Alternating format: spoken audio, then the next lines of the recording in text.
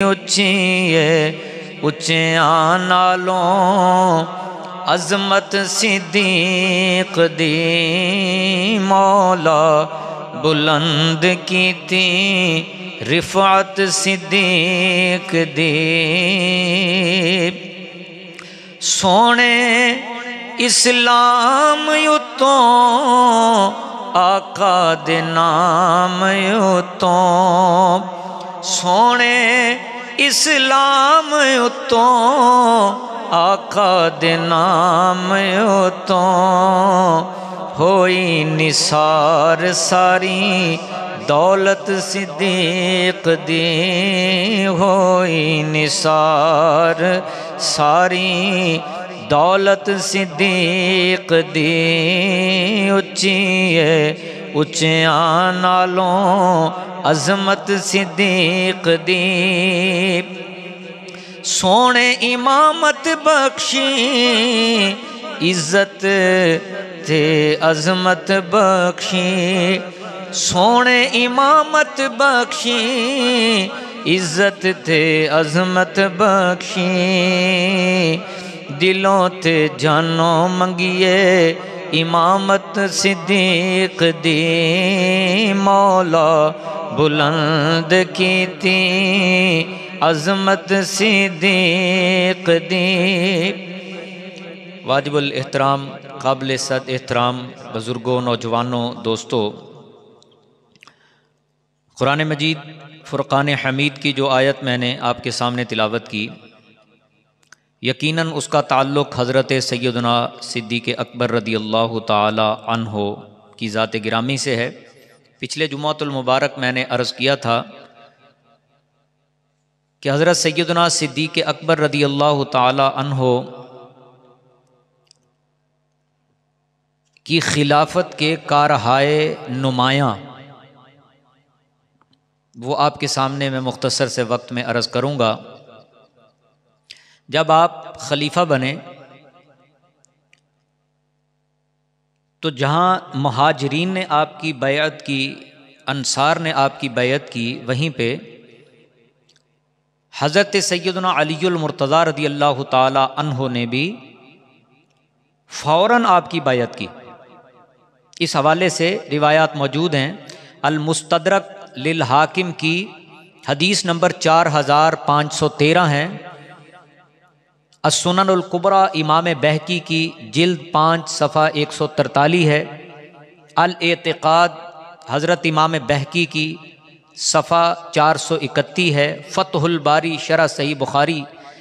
4241 number حدیث کے تحت حضرت امام ابن حجر اسقلانی نے لکھا ہے۔ البدایہ والنہایہ میں حافظ ابن کثیر نے جلد 5 صفحہ 270 پہ یہ روایت بیان کی ہے کہ حضرت ابو سعید خدری رضی اللہ تعالیٰ عنہ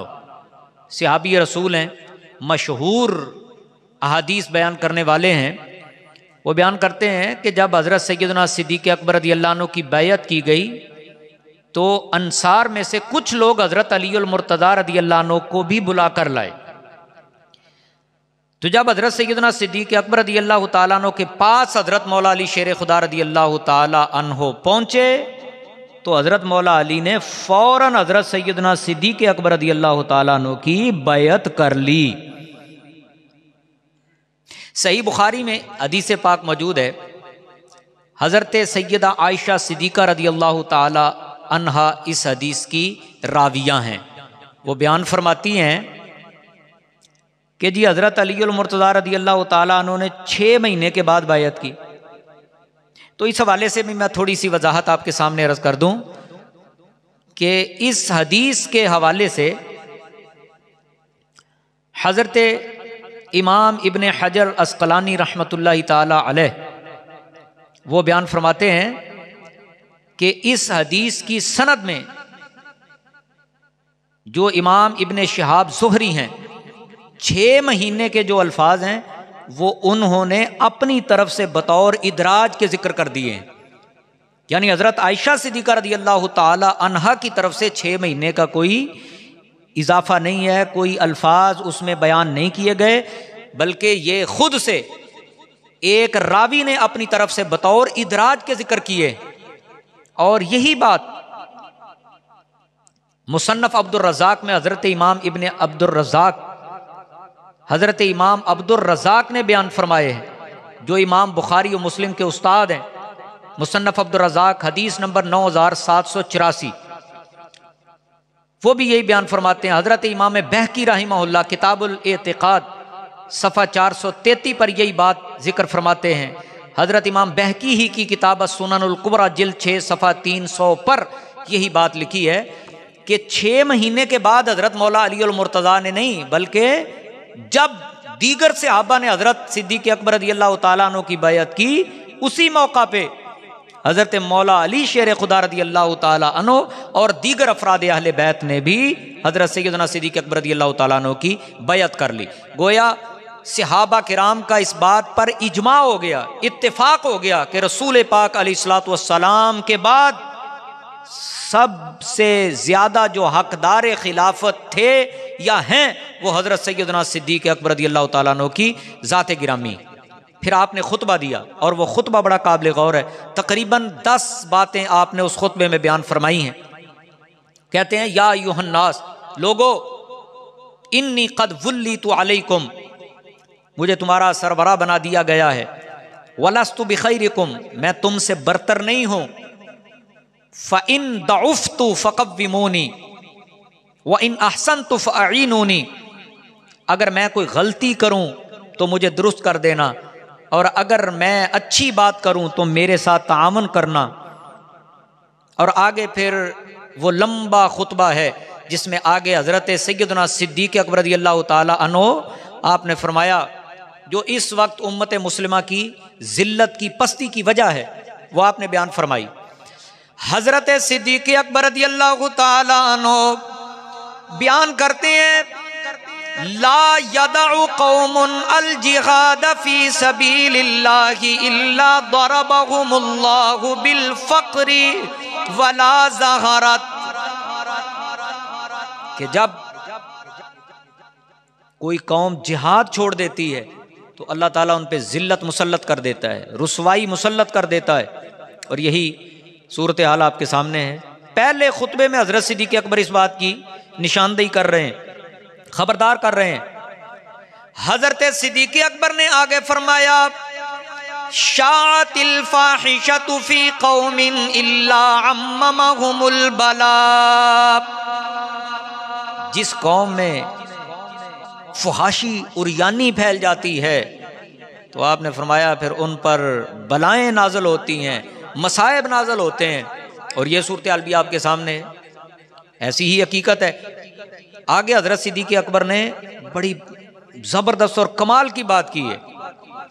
حضرت صدیق اکبر فرماتے ہیں اطیعونی ما اطعت اللہ ورسولہ فاذا عصیت اللہ ورسولہ فلا طاعت لی علیکم، تم نے اس وقت تک میری اطاعت کرنی ہے، فرما برداری کرنی ہے جب تک میں اللہ رسول کی اطاعت کروں۔ جب تک میں اللہ رسول کی مانوں تم نے اس وقت تک میری ماننی، اور اگر میں اللہ رسول کی نہ مانوں بالفرض والمحال، یہ میں اپنی طرف سے کہہ رہا ہوں، بالفرض والمحال، تو پھر تم پر میری اطاعت لازم نہیں ہے۔ اور آگے کہا قوموا الی صلاتکم یرحمکم اللہ، نماز کا وقت آ گیا تھا، آپ نے اپنے خطبہ کو آف کیا، سوئچ آف کیا، بند کیا، اور فرمایا کہ چلو نماز کے لیے سارے کھڑے ہو جائیں۔ جب حضور علیہ الصلوۃ والسلام کا انتقال ہوا تو صحابہ کرام کے تو ہوش ہی گم ہو گئے تھے۔ اس وقت تو حضرت صدیق اکبر رضی اللہ تعالیٰ عنہ نے امت کو سنبھالا ہے، اس وقت تو حضرت صدیق اکبر رضی اللہ تعالیٰ عنہ نے حضرت فاروق اعظم جیسوں کو حوصلہ دیا ہے، اور اس کی تفاصیل موجود ہیں، صحیح بخاری میں موجود ہے، حدیث نمبر 4373، یہ بخاری شریف کی روایت ہے۔ حضرت عبداللہ ابن عباس رضی اللہ تعالیٰ عنہ اس کے راوی ہیں، بیان فرماتے ہیں کہ جو مدعی نبوت تھا مسیلمہ کذاب، جس کے خلاف جنگ یمامہ لڑی گئی، یہ رسول پاک علیہ الصلوۃ والسلام کی زندگی میں بھی آپ کے پاس آیا تھا، اور حضور علیہ الصلوۃ والسلام کے پاس مدینہ منورہ میں آیا تو تھا لیکن ملاقات نہیں کی۔ اس نے صرف پیغام بھیجا کہ اگر آپ مجھے اپنا نائب اعلان کر دیں، مقرر کر دیں، ولی عہد مقرر کر دیں تو پھر میں آپ کا کلمہ پڑھ لیتا ہوں. میں اپنی کسی سلطنت کا، اپنی نبوت کا اعلان نہیں کرتا. تو رسول پاک علیہ الصلوۃ والسلام کو جب یہ خبر ہوئی تو آپ نے ایک جملہ بولا. امام الانبیاء صلی اللہ علیہ وسلم نے فرمایا لو سألتنی غازی القطعۃ ما اعطیتکھا. اس وقت اللہ کے نبی کے ہاتھ میں ایک کھجور کی چھڑی تھی. فرمایا تو ولی عہد بننے کی بات کرتا ہے، میں تو تجھے یہ کھجور کی چھڑی بھی دینا پسند نہیں کرتا.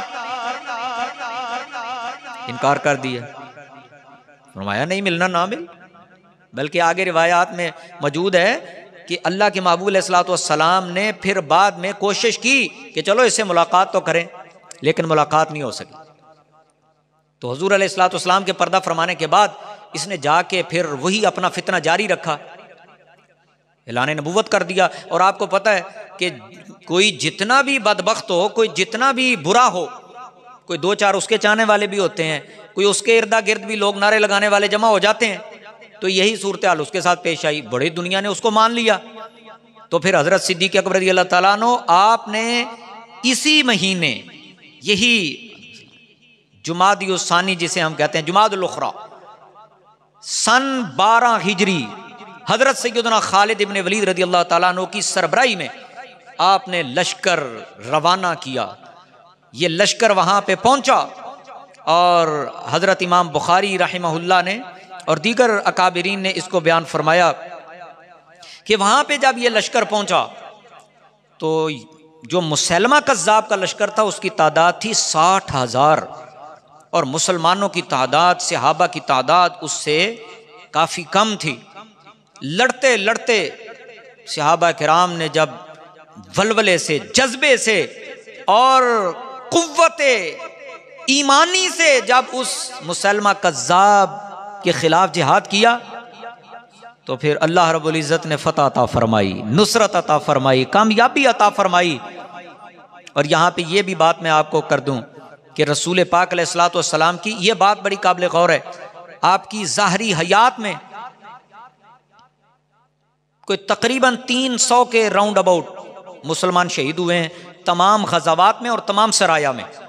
لیکن ایک جنگ یمامہ جو ختم نبوت کے تحفظ میں صحابہ کرام نے لڑی، اس میں 1200 تقریباً 1200 کے قریب صحابہ شہید ہوئے.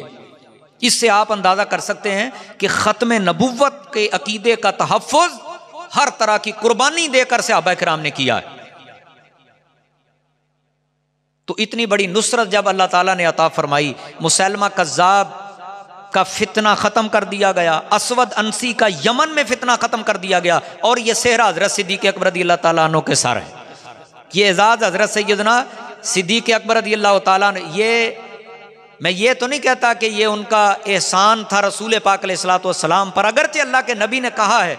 کہ ابو بکر کے مجھ پہ اتنے احسان ہیں. یہ اللہ کے محبوب علیہ الصلوۃ والسلام کا فرمان ہے کہ مجھ پہ جس کا جو احسان تھا میں نے دنیا میں دے دیا اس کا بدلہ، لیکن ابو بکر کے احسانات کا بدلہ قیامت کے دن اللہ اسے عطا فرمائے. سرور کونین کا فرمان ہے، سرور کونین کا فرمان ہے، مجھ پہ یار غار کا احسان ہے. اور عرض کی صدیق نے پیش رسول، عرض کی صدیق نے پیش رسول، مال و زر کیا جان بھی قربان ہے، مال و زر کیا جان بھی قربان ہے. حضرت صدیق اکبر رضی اللہ تعالیٰ عنہ آپ وہ صحابی ہیں جن کی منقبت امام الانبیاء صلی اللہ علیہ وسلم نے سننے کا تقاضا کیا، ڈیمانڈ کی حضرت حسان ابن ثابت سے، اے حسان تو میری شان تو بیان کرتا ہے، میرے یار ابو بکر صدیق کی عظمت بھی بیان کر، کوئی یہ ایک منقبت ان کی شان میں بھی پڑھ. یہ اعزاز صرف حضرت صدیق اکبر کا ہے جن کی منقبت سننے کا امام الانبیاء صلی اللہ علیہ وسلم نے تقاضا کیا. مل گیا تجھ کو لقب صدیق کا مل گیا، تجھ کو لقب صدیق کا، کس قدر ابوبکر تیری شان ہے، سرور کونین کا فرمان ہے، مجھ پہ یار غار کا احسان ہے۔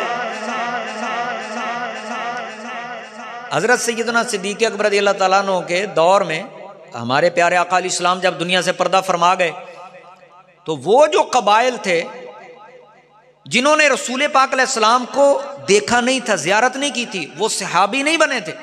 یہ یاد رکھیے گا، یہ پوائنٹ، وہ صحابی نہیں تھے، دیکھے بغیر بس وہاں پہ صحابہ گئے اور انہوں نے وہاں پہ جب فتوحات کی، غلبہ پا لیا، انہوں نے انہی کو دیکھ کے کلمہ پڑھ لیا۔ تو ظاہرہ ان کا ایمان تو پھر صحابہ جیسا تو نہیں تھا نا، ان کا ایقان یا ان کا توکل اور ان کا بھروسہ وہ تو صحابہ جیسا نہیں ہو سکتا تھا۔ بہت سے قبائل مرتد ہو گئے، بہت سے ایسے تھے جنہوں نے زکوٰۃ دینے سے انکار کر دیا، کہنے لگے جی ہم تو زکوٰۃ نہیں دیں گے، یہ کیسا ٹیکس ہے۔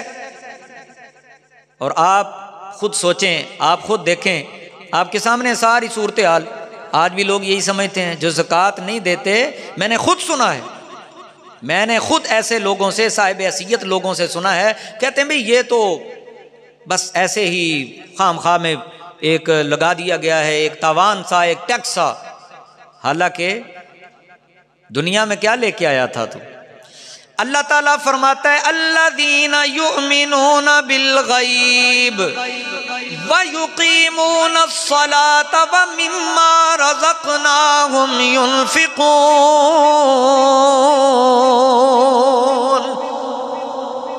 قرآن سن کے جب ایمان تازہ ہو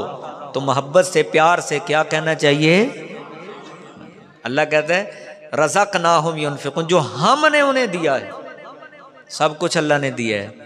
وہ خرچ کرتے ہیں۔ اس سے ایک تفسیر یہ بھی ہے کہ وہ زکوٰۃ اللہ کی راہ میں ادا کرتے ہیں۔ جب انہوں نے کہا نا جی ہم تو زکوٰۃ نہیں دیں گے، تو نبی پاک صلی اللہ علیہ وآلہ وسلم کے پیارے جانشین حضرت صدیق اکبر رضی اللہ تعالیٰ عنہ، یہ صحیح بخاری کی 1399 نمبر حدیث ہے، آپ نے فرمایا میں ایسے لوگوں کے خلاف قتال کروں گا، مین ایکشن لوں گا۔ تو وہ کہنے لگے حضرت سیدنا فاروق اعظم جیسے بندے، حالانکہ کتنے جری تھے،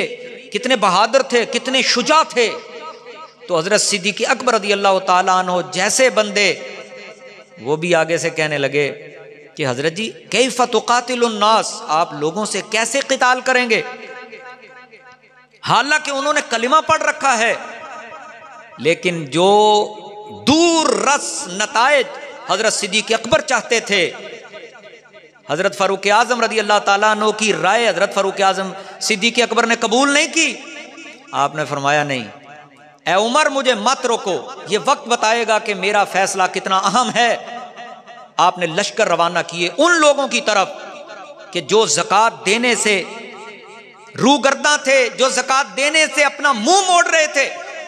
تو جب منہ موڑ رہے تھے تو حضرت صدیق اکبر رضی اللہ تعالیٰ عنہ نے فرمایا واللہ، اللہ کی قسم، اللہ کی قسم۔ اب آپ مجھے بتائیے، دور بھی صحابہ کا ہو اور رسول پاک علیہ الصلوۃ والسلام دنیا سے پردہ فرما چکے ہوں، بعض لوگ مرتد ہو رہے ہوں، اس موقع پہ جب بڑے بڑے جلیل القدر صحابہ قتال نہ کرنے کا مشورہ دے رہے ہوں، اس موقع پہ حضرت صدیق اکبر کا تنہا یہ فیصلہ لینا، یہ کتنے جگرے کی بات تھی، یہ کتنی جرت کی بات تھی، اور یہ کتنی ہمت کی بات تھی۔ قوت فیصلہ اس سے حضرت صدیق اکبر کا واضح ہوتا ہے۔ ایسا بھی تشریف لے، مہربانی آج تو قوت فیصلہ حضرت صدیق اکبر کا، یہ سمجھیں ذرا اس بات کو، اس سے واضح ہوتا ہے کہ آپ نے تمام صحابہ کی رائے کے برخلاف آپ نے فرمایا نہیں، اور لفظ آپ کے بڑے قابل غور ہیں، حضرت امام بخاری نے ذکر کیے ہیں۔ حضرت امام بخاری رحمت اللہ علیہ فرماتے ہیں واللہ اللہ کی قسم لو منعونی عناقا کانوا یؤدونہا الی رسول اللہ لقاتلتہم علی منعہا، اللہ کی قسم جو اللہ کے نبی کو ایک رسی بھی بطور زکوٰۃ کے دیتا تھا، آج اگر نہیں دے گا تو میں اس کے خلاف ضرور قتال کروں گا، میں جہاد کروں گا، میں لڑوں گا۔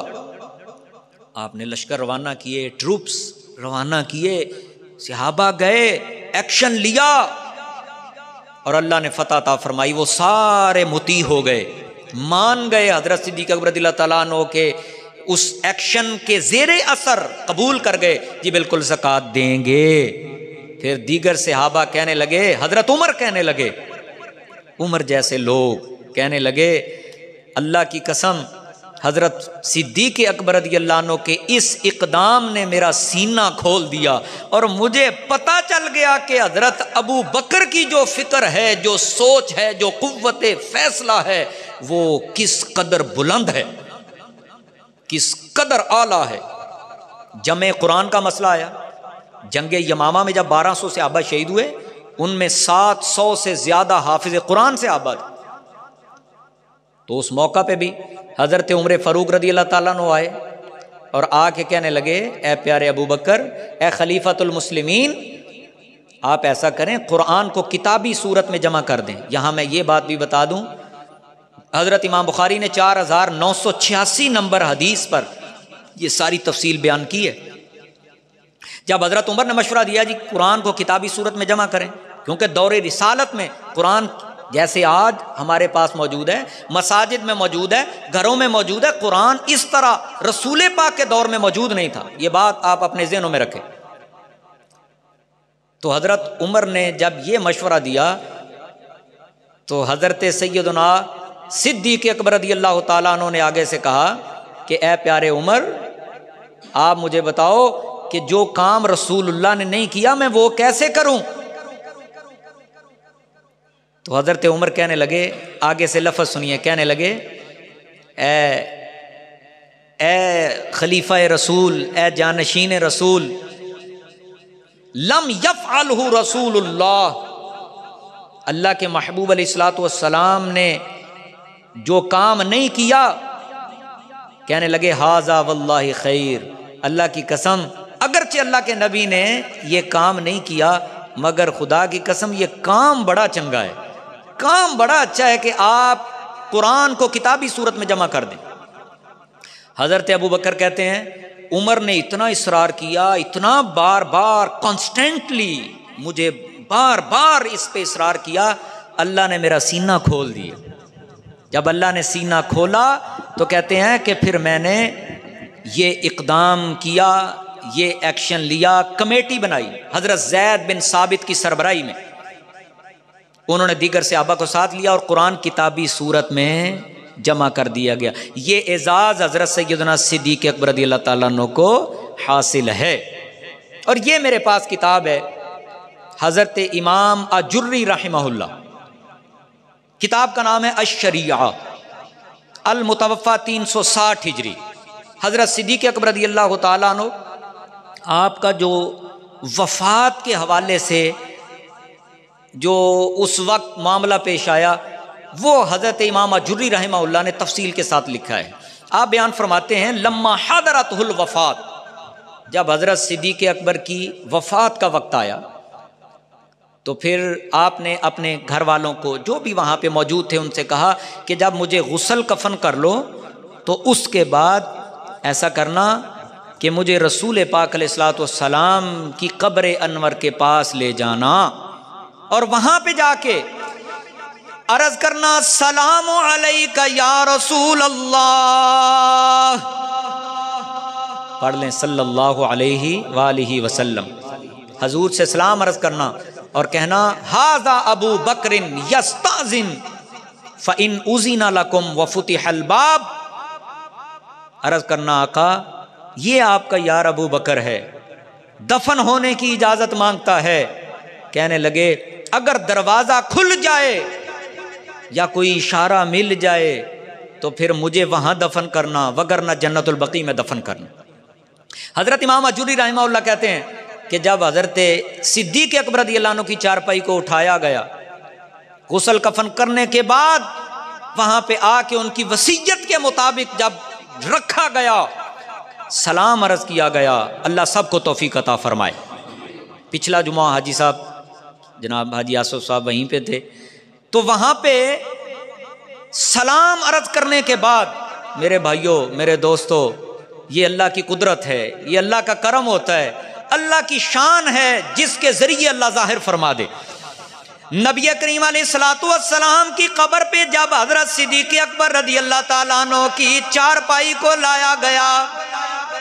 عرض کی گئی آقا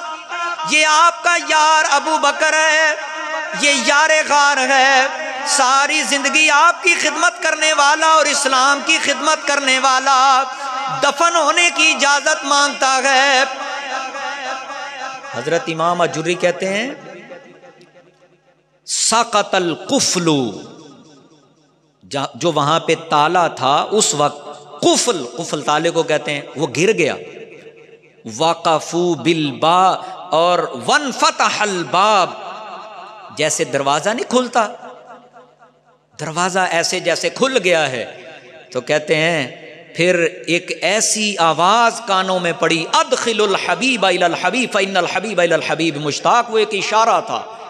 ایک اجازت تھی اللہ تعالیٰ کی طرف سے۔ وہاں پہ حضرت صدیق اکبر کو دفن کیا گیا، اور پھر حضرت عمر فاروق جب فوت ہوئے تو ان کو بھی حضرت عائشہ رضی اللہ عنہ کی اجازت سے وہاں پہ دفن کیا گیا۔ تو اب اللہ کے محبوب کا فرمان ہے نا، ما بین بیتی و منبری روضۃ من ریاض الجنہ، فرمایا جو میرے ممبر اور میرے گھر کے درمیان کی جگہ ہے یہ ریاض الجنہ ہے، یہ جنت کا باغ ہے۔ اور محبت والے نے اسی لیے تو کہا ہے نا، کہتا ہے ایک طرف روزے کا نور۔ اگر آپ جو وہاں پہ گئے ہیں وہ ذرا تصور کریں، ادھر رسول پاک علیہ السلام کا ممبر ہے اور ادھر حضور علیہ الصلوۃ والسلام کی قبر اطہر ہے، اور درمیان میں ریاض الجنہ ہے۔ ایک طرف روزے کا نور، ایک طرف ممبر کی بہار، ایک طرف روزے کا نور، ایک طرف ممبر کی بہار، بیچ میں جنت کی پیاری پیاری کیاری واہ واہ۔ حضرت صدیق اکبر کو وہاں پہ دفن کیا گیا، اور پھر یہیں پہ حضرت امام اجوری نے ایک اور بات بھی ذکر کی ہے، میں اس پہ ختم کرتا ہوں یہ روایت بیان کر کے۔ آپ نے آگے بیان فرمایا، یہ 1926 نمبر روایت الشریعہ المتوفہ 360 ہجری، آج سے 1100 سال پہلے کے محدث، انہوں نے لکھا ہے ایک مرتبہ اللہ کے نبی جب داخل ہوئے مسجد نبوی میں، داخل النبی صلی اللہ علیہ وآلہ وسلم المسجد ابو بکر عن یمینہ و عمر عن یسارہ، حضرت صدیق اکبر رضی اللہ تعالیٰ عنہ آپ کے دائیں طرف تھے، حضرت فاروق اعظم بائیں طرف تھے، اور نبی پاک نے فرمایا ہاکذا نبعث یوم القیامہ، لوگو سن لو ہم قیامت کو ایسے ہی اٹھیں گے۔ اللہ اکبر۔ اس میں آپ اشارہ سمجھ لیں کہ اللہ کے محبوب علیہ الصلوۃ والسلام نے یہ جو آج وہاں پہ حضور کے یار حضرت صدیق و عمر وہاں پہ حضور کے ساتھ آرام فرما ہیں، تو یہی اللہ کی مرضی تھی، یہی رسول پاک علیہ السلام کی بھی چاہت تھی۔ اللہ تعالیٰ ان لوگوں کے ایمان اور ان جیسے عشق اور ان جیسے پیار، ان کی خیرات اللہ ہمیں بھی عطا فرما دے۔ اللہ تعالیٰ ہم سب پہ بھی اپنی رحمت فرما دے، اور حضرت سیدنا صدیق اکبر رضی اللہ تعالیٰ عنہ ان کے درجات کو اللہ تعالیٰ مزید بلند فرمائے۔ وآخر دعوانا الحمد للہ رب العالمین۔